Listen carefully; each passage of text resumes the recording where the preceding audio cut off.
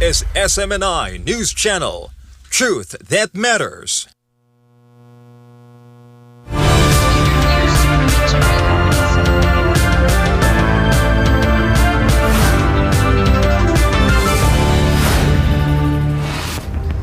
In the headlines, first diplomacy in motion. U.S. Special Envoy Steve Witkoff says talks with a senior Russian envoy were productive and constructive. Washington presses ahead with efforts to broker settlement between Russia and Ukraine. Rising strains in the Caribbean. The United States seizes another oil tanker linked to Caracas, with Venezuela warning it is spread to defend its interests as pressure grows in Caribbean. Border fighting escalates between Cambodia and Thailand. Thai forces damage a key bridge in an airstrike, disrupting a major route as fighting with Cambodian forces intensifies. Deadly shooting in South Africa. 9 people are killed, at least 10 others wounded after gunmen opened fire at tavern. Authorities describe the shooting as an unprovoked attack. Panama marks a painful anniversary. Demonstrators and families of victims mark 36 years since the U.S. invasion, honoring the dead and renewing calls for national sovereignty. A cinematic first in China. China unveils its first fully AI-generated animated movie in a test screening, a milestone for the country's film industry. And in sports, Kylian Mbappe matches Cristiano Ronaldo's Real Madrid goal, marked for a calendar year as Madrid defeats Sevilla 2-0. I'm Prince Tripoli. Newsline World starts now.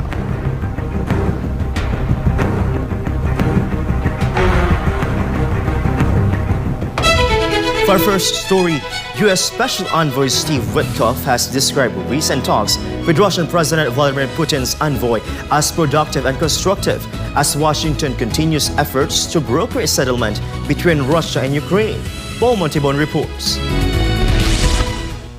Washington says momentum continues in diplomatic efforts to end the war in Ukraine after U.S. Special Envoy Steve Witkoff described talks with the senior Russian envoy as productive. In a statement posted on X, Witkoff said Russia's investment envoy Kirill Dmitriev met with an American delegation in Miami over the past 2 days. The U.S. side included Witkoff, President Donald Trump's son-in-law Jared Kushner, and White House official Josh Groenbaum. Witkoff said the discussions focused on advancing President Trump's peace plan for Ukraine. He added that Russia remains fully committed to achieving peace in Ukraine and values U.S. efforts aimed at resolving the conflict and restoring global security. Neither Washington nor Moscow released details on the outcome of the talks, though both sides characterized the discussions as constructive. The talks took place alongside separate consultations involving Ukrainian officials and their Western partners. Witkoff said a Ukrainian delegation spent 3 days in Florida meeting with U.S. and European officials to align positions on a proposed peace framework. According to Witkoff, those discussions covered security guarantees for Ukraine, economic reconstruction plans, and timeliness for next steps. The Kremlin said Dmitriev will brief President Vladimir Putin upon his return to Moscow. Russia has reiterated its skepticism toward proposals backed by Ukraine and European allies. Forgotten my beloved country, the Philippines, reporting for Newsline World. This has been Paul Montibon, SMNI News. The United States has seized another oil tanker linked to Venezuela as tensions between Washington and Caracas continue to escalate over sanctioned oil shipments and military pressure in the Caribbean. Jane Kudita reports. U.S. called the Panama flag tanker Centuries in international waters of Venezuela on Saturday. Footage released by Homeland Security Secretary Kristi Noem shows U.S. helicopters landing on the vessel. Authorities claimed the tanker had last docked in Venezuela. Posting on X, Noem said the United States would continue to pursue what she described as the illicit movement of sanctioned oil used to fund narco-terrorism in the region. She added that the pre-dawn operation was carried out in coordination with the Department of War. The seizure follows a similar operation on December 10 when U.S. authorities detained the tanker skipper, which had previously been sanctioned for carrying Iranian crude. The exact date and location of the newly released footage cannot be independently verified. The Venezuelan government condemned the operation, calling it an act of international piracy and blatant theft. The incident comes days after U.S. President Donald Trump ordered what he described as a complete naval blockade on sanctioned oil tankers traveling to and from Venezuela. In response, Venezuela's Navy has begun escorting tankers to counter the blockade. Meanwhile, Venezuela's Minister of Defense Vladimir Padrino Lopez says the country's armed forces are strengthening their readiness to defend the homeland. Speaking during the Saturday of Militia event in Caracas on December 20, Padrino announced the restructuring of the combatant corps. He said the goal is to integrate military units into the country's productive sectors to protect national production. Están desatados. Están desesperados, una desesperación que es peligrosa, ciertamente. Es peligrosa en manos de gente tan supremacista y con tanto poder. Es muy peligroso, claro que sí, pero eso no nos va a intimidar a nosotros. Así que nosotros vamos por el camino del desarrollo, de la prosperidad, de construir lo propio. He also described what he called an awakening within the armed forces, saying troops are raising their level of readiness. Por eso es que nos estamos preparando, la Fuerza Armada Nacional Bolivariana, preparándose, elevando su nivel de apresto. Qué cosas tan maravillosas estamos haciendo. Qué despertar tan bonito en la Fuerza Armada, el pueblo uniformado. The defense minister warned that Venezuela would continue to face external pressure as long as it pursued what he called an anti-oligarchic and anti-imperialist project. Tensions rose further after President Trump wrote on Truth Social that a U.S. military campaign in the Caribbean would continue until Venezuela returns what he described as oil land and other assets stolen from the United States. In response, Venezuelan President Nicolas Maduro held a phone call with United Nations Secretary General Antonio Gutierrez, raising concerns over what Caracas says are growing threats to the Venezuelan people. This has been Jane Coniter, Global Citizen Correspondent, reporting for Newsline World. Donald Trump Jr. has defended his father's administration's immigration policies, accusing Democrats of fueling illegal immigration and rising costs, saying, if you import the third world, you become the third world. Joy Tabanao for the details. Of people. Donald Trump Jr. has delivered a strong defense of the Trump administration's immigration stance, saying the issue remains a central fight for the White House and its supporters. Speaking at a public event, Trump Jr. blamed what he described as radical Democratic policies for a surge in illegal immigration, urging it has driven up housing costs, strained public services, and weakened education and healthcare systems. But immigration matters. It's a fight that this administration is taking on. We've realized that if you import the third world, you become the third world. And we're not going to let that happen. Because of radical Democrat policies, millions of people poured into this country that should have never been there. He also claimed the administration is making progress, referencing former immigration enforcement official Tom Hooman and declaring that the movement is winning and taking back the country. Meanwhile, Trump Jr. said the current political climate reflects years of frustration among Americans who feel left behind, particularly young voters who he said were disadvantaged by diversity, equity, and inclusion policies. This presidency, guys, didn't happen by accident. There's been a long undercurrent of Americans being felt left behind. Joy Tabanao, your citizen correspondent reporting for Newsline World. Up next, deadly shooting in South Africa. 9 people are killed and at least 10 others wounded after gunmen opened fire at tavern. Authorities described the shooting as an unprovoked attack. And Panama marks painful anniversary. Dem administrators and families of victims mark 36 years since the U.S. invasion, honoring the dead and reviewing calls for national sovereignty.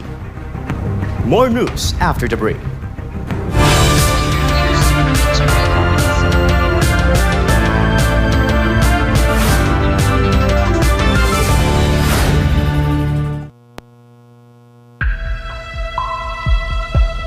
Sa kabila ng mga mas modernong kaalaman at teknolohiya, nananatiling matindi ang banta ng HIV sa Pilipinas.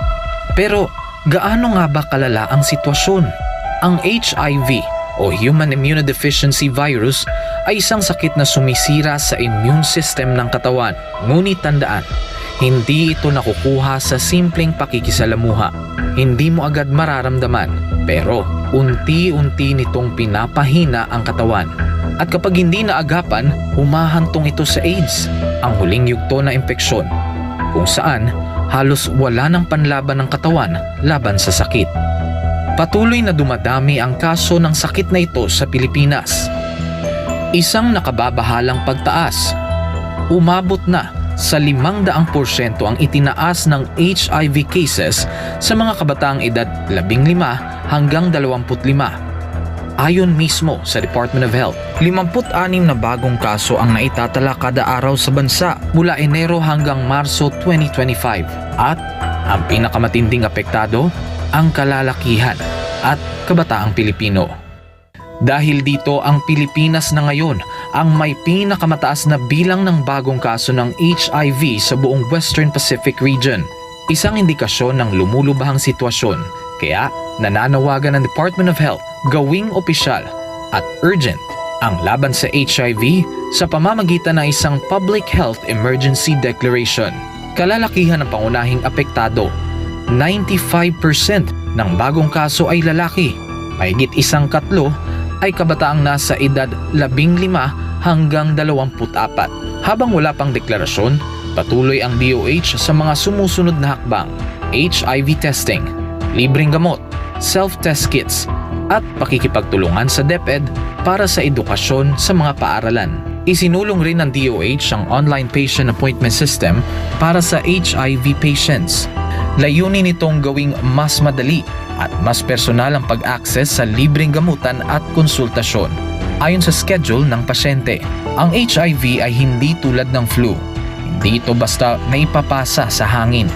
Ito ay naipapasa sa pamamagitan ng personal na desisyon. Kailangan din nating pagtuunan ng pansin ang ugali, disiplina, at personal na responsibilidad. Isang paalala mula sa SMNI.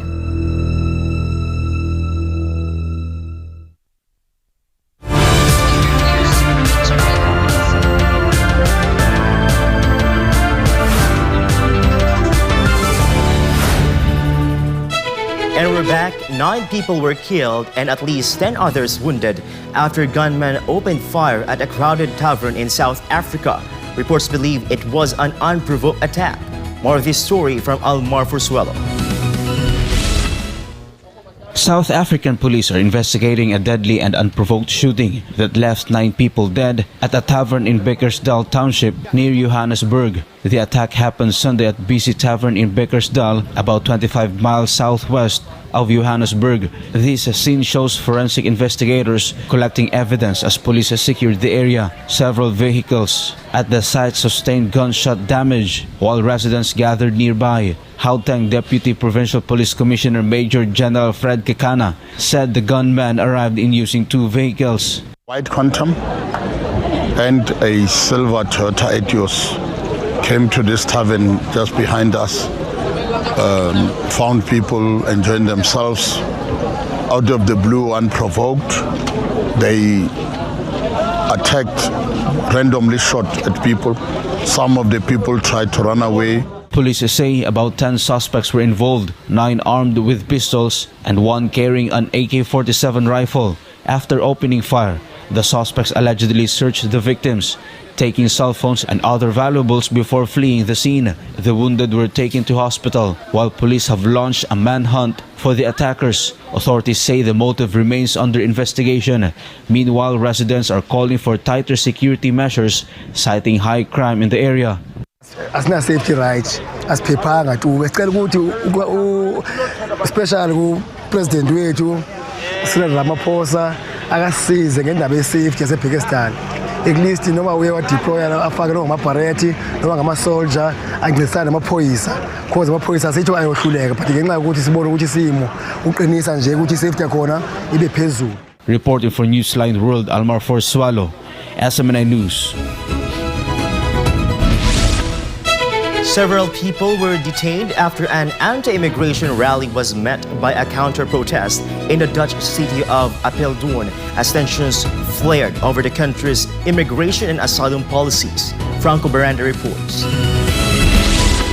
Police detained several people in the Dutch city of Apeldoorn after an anti-immigration rally sparked a counter-demonstration, highlighting deep divisions over migration policy in the Netherlands. Police were seen detaining nationalist protesters and separating groups amid a heavy security presence. Participants at the anti-immigration rally called for tighter border controls, saying migration across the Netherlands and Europe is out of control. Counter-protesters gathered nearby, chanting slogans in support of refugees and opposing what they describe as fascism.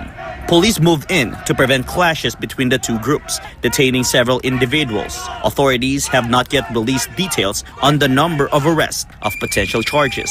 Migration and asylum policy remain highly divisive issues in the Netherlands, where about 16% of the population was born abroad. According to official figures, the country received around 32,000 asylum applications in 2024. Reporting for Newsline World, this has been Franco Baranda, SMNI News.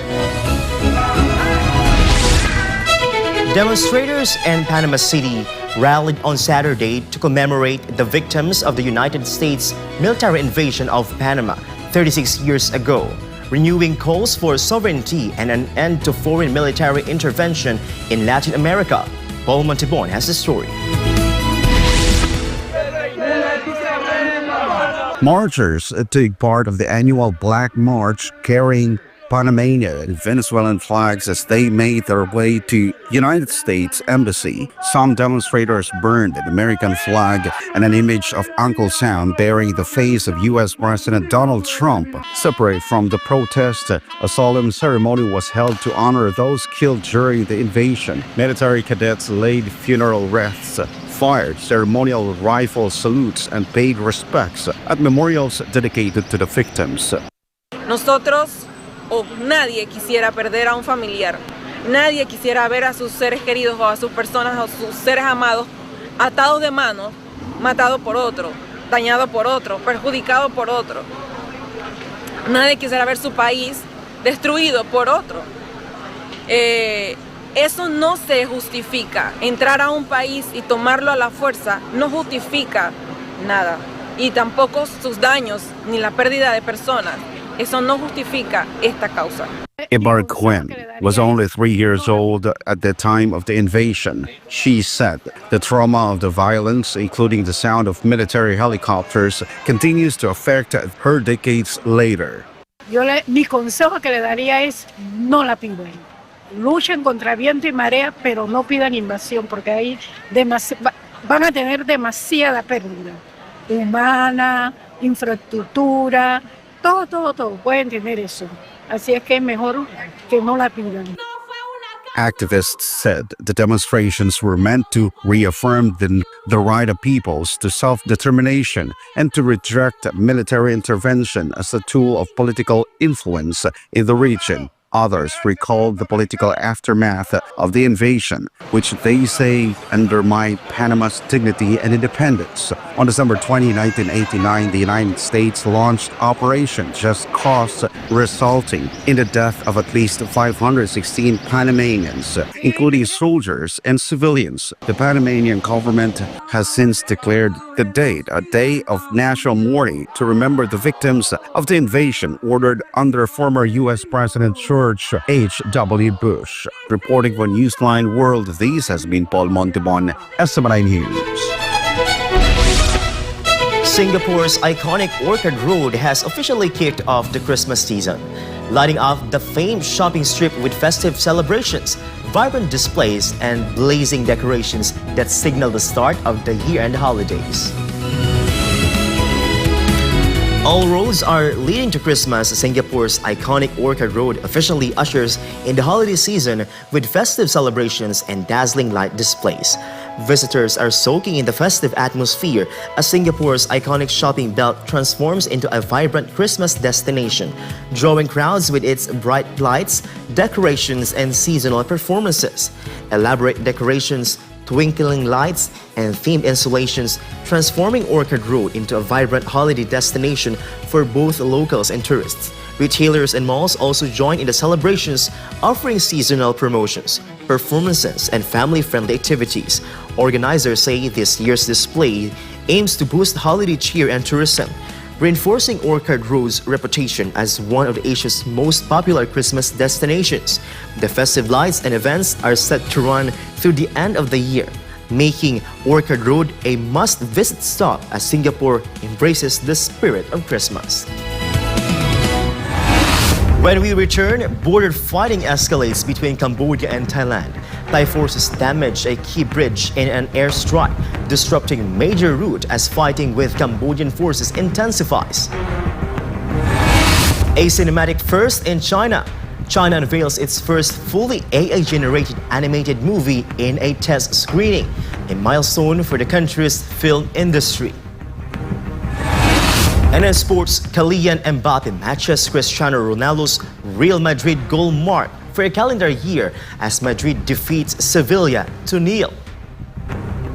Newsline World will be back after this break.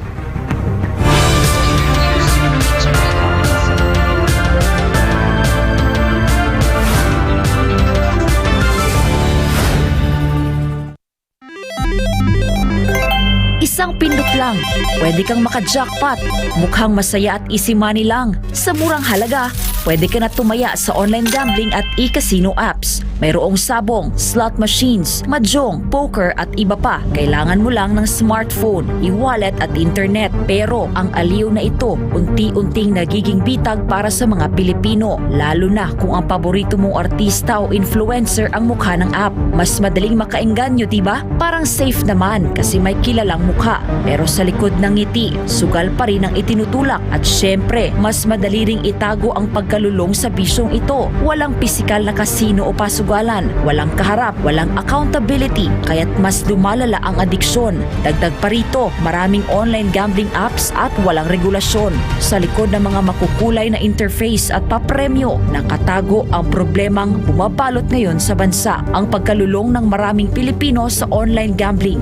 Pwede maglaro kahit saan, kahit kailan, kahit sino, bata man o matanda, pwedeng malulong.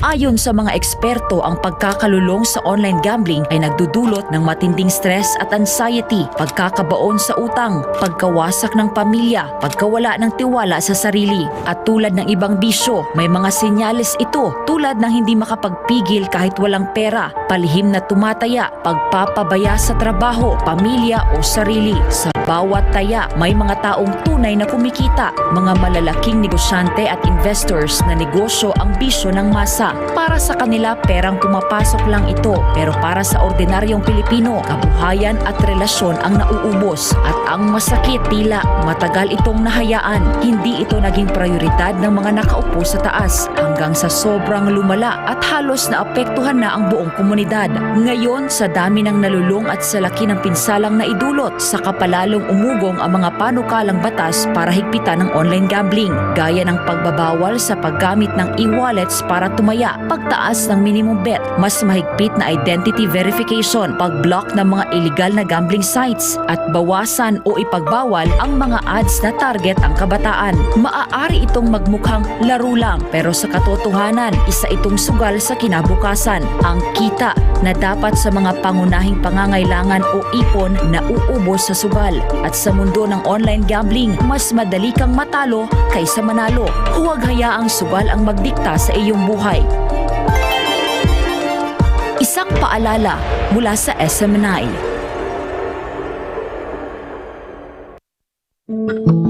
Madalas ka bang napapasobra sa pag-scroll sa phone mo kahit puro masasamang balita ang nakikita mo?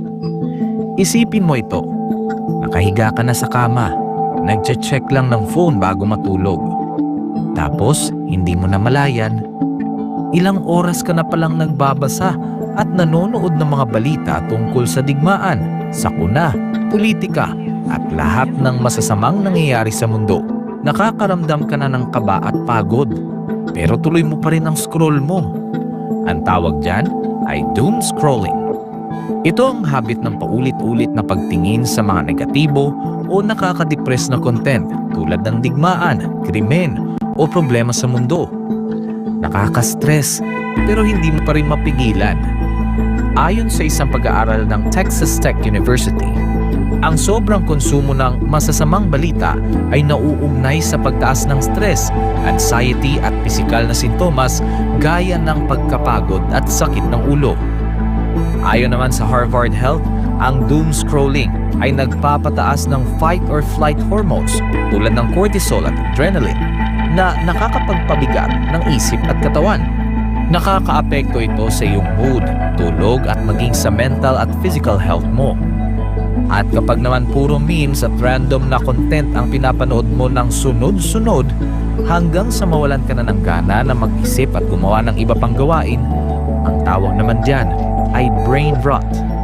Sa Gen Z at tinatawag na internet culture, ang brain rot ay overconsumption o sobrang tagal na panonood ng paulit-ulit, mababaw, magulo o walang saysay na content online hanggang sa parang manhid na ang utak mo. Kapag nasobrahan, syempre, nakakasama. Nawawalan ka na ng focus, nawawala ang motivation, hirap mag-isip ng malalim, parang lutang o foggy ang utak. Masaya sa simula, pero kapag sobra, napapagod ang isip mo. Nahihirapang mag-concentrate at parang lutang. Mas delikado pa ito sa mga bata dahil ang utak nila ay nasa proseso pa ng pag-develop. Kaya mas malakas ang epekto ng doom scrolling at brain rot sa kanila. Maaaring makaapekto sa pag-aaral, pag-iisip at pakikitungo sa iba. Ang higit sa 4 na oras ng screen time araw-araw sa mga kabataan ay konektado sa 35 to 88% na mas mataas na posibilidad ng depresyon, anxiety at stress. Base ito sa isang malawakang pag-aaral sa Brazil. Kaya, maging balanse. Magpahinga sa screen, magbasa, makipagkwentuhan, magdasal, maging present lagi. Alagaan ang iyong isipan. Kung anong itinatanim sa isipan mo, yun ang lalago.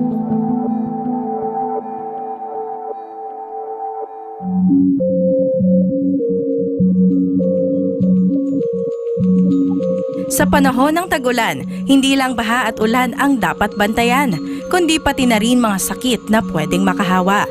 At dahil ngayon ay rainy season, nagbabala ang Department of Health laban sa tinatawag na wild diseases. 4 na klase ng sakit na karaniwang nakukuha ng tao tuwing maulan.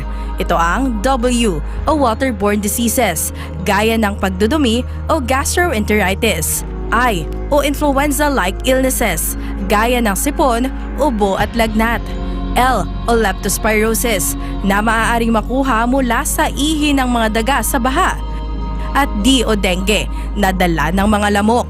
Kapag baha, mas mabilis kumalat ang mikrobyo. Kaya't ugaliin ang paghuhugas ng kamay at agad maligo matapos lumusong sa baha. Ano ang dapat gawin para maiwasan ang wild diseases? Tumutok sa weather updates. Magsuot ng kapote at bota. Siguraduhing malinis ang iniinom na tubig. Agad kumonsulta sa health center kung may nararamdamang sintomas. Mainam din gawin ang 40 o ang taob, taktak, tuyo at takip para maiwasan ang dengue sa bahay at komunidad. Maglinis, magmasid, mag-ingat. Labanan ang wild diseases ngayong tag-ulan. Ang paalalang ito ay hatid sa inyo ng SMNI.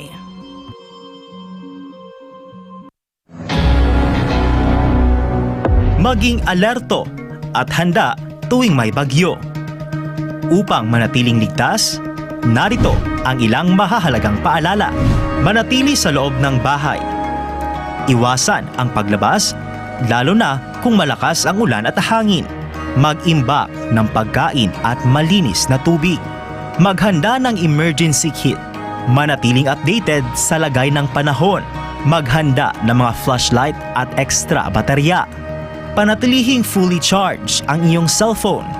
I-secure ang mahahalagang dokumento sa waterproof na lalagyan. Patayin ang kuryente, gas at tubig kung may banta ng pagbaha. Alamin ang iyong local emergency hotlines. Putulin o tapyasan ang mga sanga ng puno na maaaring mabuwal sa malakas na ulan at hangin. Lumikas agad kung inabisuhan ng mga otoridad. Maging ligtas at maging handa sa panahon ng kalamidad. Ang paalalang ito ay hatid sa inyo ng SMNI.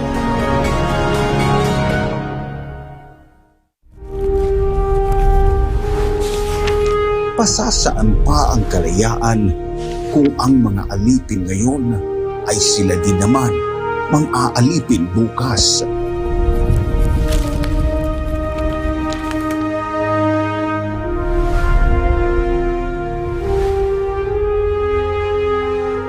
Ibigin mo ang iyong bayan ng sunod kay Bathala, sa iyong kapurihan at higit sa lahat sa iyong sarili.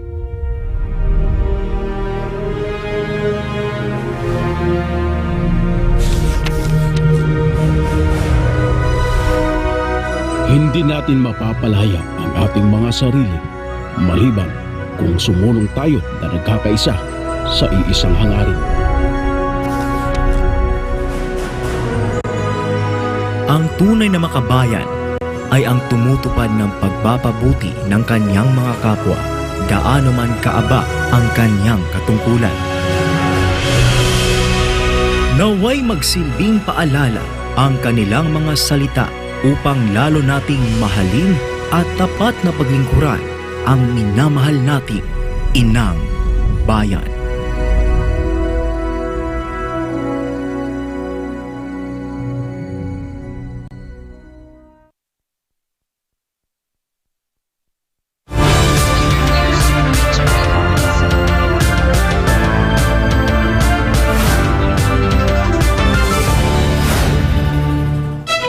And we're back. Thai forces partially destroyed a key bridge, cutting a major travel route as fighting along the Cambodia-Thailand border intensifies.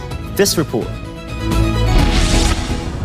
The Ojik Bridge, a key border crossing between Cambodia and Thailand, was bombed Saturday, cutting a major travel route between Cambodia's Sri Snam and Chongkal districts. The bridge was torn open with exposed metal bars and a nearby vehicle reduced to wreckage. Residents say the damage disrupts daily travel and livelihoods for communities that rely on the crossing.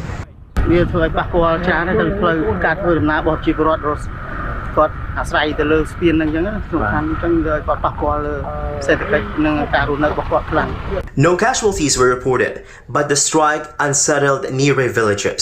Some residents fled their homes seeking safety. The Royal Thai Air Force said the bridge was struck with precision-guided munitions fired from F-16 Fighting Falcons, describing it as a key supply route for Caribbean frontline troops. Air Force spokesperson Air Marshal Chakritatama Viktai said the operation was intended to apply pressure and send a signal to the Cambodian government. Tensions flared earlier this month along the border. Thailand reported soldiers and civilians killed during evacuations. Cambodia said 15 civilians were killed and 76 injured, with up to 422,698 people displaced. A ceasefire brokered by U.S. President Donald Trump after a previous crisis was signed on October 26. Both sides now blame each other for the renewed fighting, with Thailand accusing Cambodia of indiscriminate rocket fire into civilian and military areas. Meanwhile, Argentina's President Javier Milei has sharply criticized the political situation in Venezuela, calling for stronger international pressure against President Nicolas Maduro, calling him a narco-terrorist. Jane Domingo will give us more details. Javier Milei, the president of Argentina, has delivered strong remarks on regional security, democracy, and economic direction during a regional forum with particular criticism directed at Venezuela. Milei said Argentina played a key role in promoting the creation of Mercosur Commission against transnational organized crime, calling it a concrete step towards strengthening regional cooperation. He also highlighted what he described as a worsening democratic crisis in Venezuela, which remains suspended for Mercosur for violating democratic principles under the USHWA protocol. Venezuela, suspendida del Mercosur por violar el protocolo de Ushuaia, continúa padeciendo una crisis política, humanitaria y social devastadora. Milei went on to sharply criticize Venezuelan President Nicolas Maduro, describing his government as an inhumane dictatorship that poses a danger to the wider region. La dictadura atroz e inhumana del narcoterrorista Nicolás Maduro extiende una sombra oscura sobre nuestra región. Este peligro y esta vergüenza no pueden seguir existiendo en el continente o nos terminará arrastrando a todos consigo.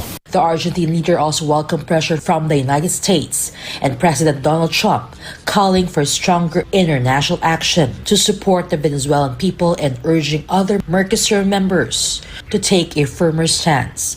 Milei further praised Venezuelan opposition figure Maria Corina Machado, citing international recognition of her courage and calling for respect for the will of the Venezuelan electorate.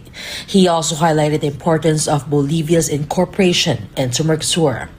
Turning to regional politics, Milei pointed to the electoral victory of Jose Antonio Cast in Chile, saying it reflects growing public demand for more open, competitive, and flexible economies driven by investment, work, and economic freedom.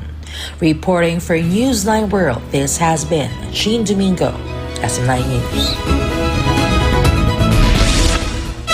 China has reached a new milestone in filmmaking with the debut of its first fully AI-generated animated movie, unveiled during a test screening in Beijing, a major leap in how films can be imagined, produced, and brought to the big screen.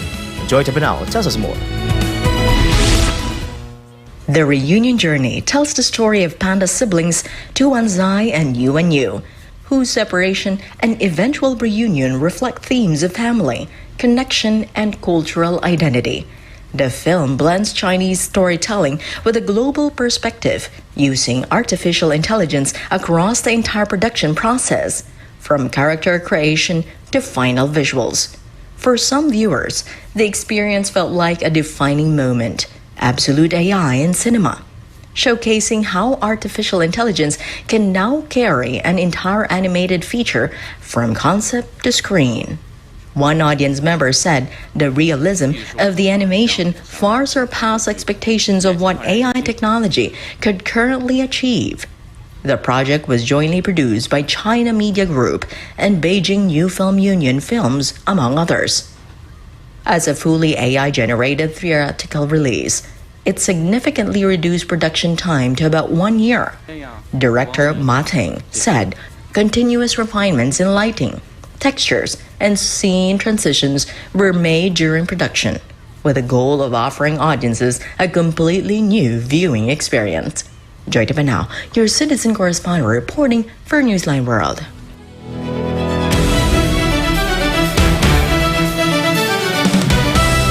Kylian Mbappe matched Cristiano Ronaldo's Real Madrid record for goals in a calendar year after Los Blancos defeated Sevilla 2-0 in La Liga. Mbappe equaled Ronaldo's 59-goal mark set in 2013 after converting a late penalty at the Santiago Bernabeu. Jude Belgium earlier put Madrid ahead with a first-half heater. The win moved second place Real Madrid within 1 point of league leaders Barcelona and marked their third straight victory across all competitions. Sevilla showed early intent, but key savers from Thibaut Courtois kept Madrid ahead. Mbappe's penalty sealed the result and earned him a place alongside Ronaldo in the club's record books. In combat sports, one women's straightweight kickboxing world champion Jackie Buntan is set for a rematch against Austria's Stella Hembekenbersu on a fight night 40 of February 14 in Bangkok. The two led men won fight night 35 where Hensberger scored 2 first-round knockdowns and won by unanimous decision, becoming Austria's first ever one world champion. Now Bhutan looks to settle the score and defend her kickboxing crown. Also on the card, Filipino fan favorite Danny the King Yad finally faces China's Yu Wolf Warrior, young in flyweight MMA action after their previous feud was called off due to injury. King Yad hopes to bounce back and prove he still belongs among the elite in one championship flyweight division.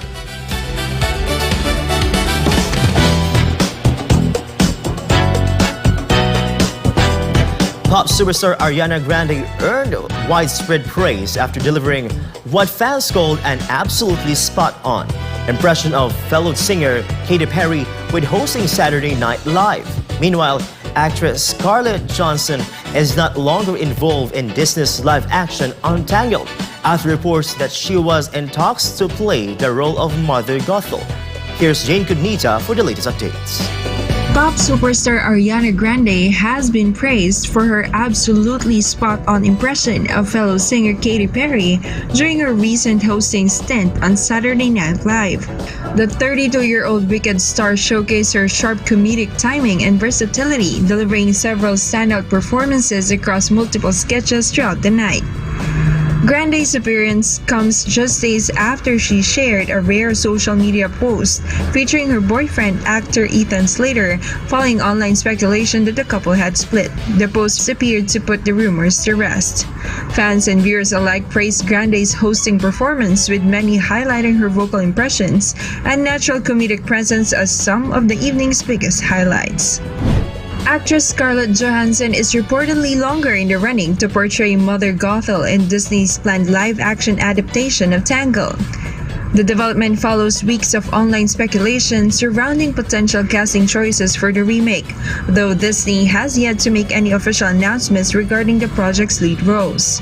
Released in 2010, Tangled is a modern retelling of the classic German fairy tale Rapunzel. The animated film centers on the story of the long-lost Princess Rapunzel, who is confined to a hidden tower by the manipulative and controlling Mother Gothel. In the original version, Rapunzel was voiced by Mandy Moore, while Mother Gothel was portrayed by Donna Murphy, whose performance was widely praised by audiences and critics alike. While Johnson's reported exit has fueled further speculation among fans, details surrounding the live-action adaptation, including casting, production timeline, and release date, remains under wraps as anticipation continues to build. And that's all for now. I'm Jane Cognita, bringing you the latest in showbiz.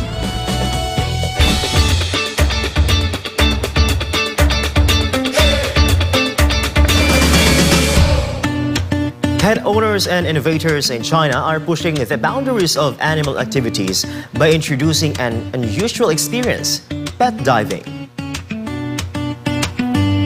Using specially designed sealed diving cabins, pets such as dogs, ducks, and parrots are now available or able to descend underwater alongside human divers in controlled environments. 和他一起去潜水，是像是和他一起去探索一种新的一个空间，是一种双向的选择。这是陆地上任何的一种互动都无法替代的一种乐趣。作为一个潜水员，看待这个事情，首先它必须是以安全为前提的，然后是一种对生命负责的。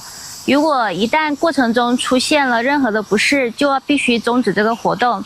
一切是以宠物的意愿为前提的。The concept was developed by inventor Chris, who began researching animal diving nearly 5 years ago.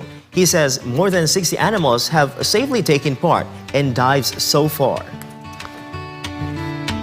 我是在5年前，2020年左右开始研究动物潜水。我们的本意是在广西的地下水域建立模拟太空栖息地。我们想到在水下也要有动物和植物跟我们共生，所以就开始研究动物潜水。在过去5年，我们有带60多只动物安全舒适地完成了潜水，像包括猫、狗、鹦鹉、鸭子、兔子之类的。今天我们也会有所展示，今天会有一只法斗犬、一只成年鸭子和一只小鹦鹉跟我们一起完成3次在水池里的动物潜水。According to Chris, pet diving follows the safety and equipped standards as human scuba diving, with one major difference. Industry observers believe the concept could reshape how people interact with their pets. As interest grows, developers say wider public acceptance will determine whether pet diving becomes a niche activity or a new trend in the global pet industry. 我觉得这个项目不在于潜水本身，而在于它改变了宠物行业的视角。今天我们是在泳池进行水下项目，将来我们可以来到大海，遨游大海，探索海底世界。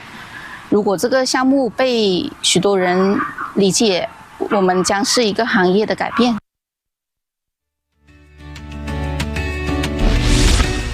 And before we end, may you be inspired with the words of the song.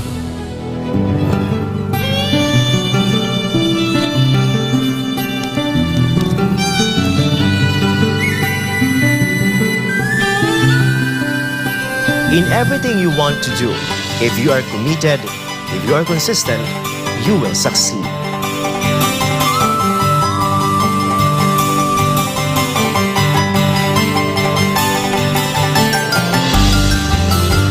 And for our Christmas countdown, only 3 days to go before Christmas. And that's all for this edition of Newsline World. For God in my beloved country, the Philippines, I'm Prince Tripoli. Thank you for watching and goodbye.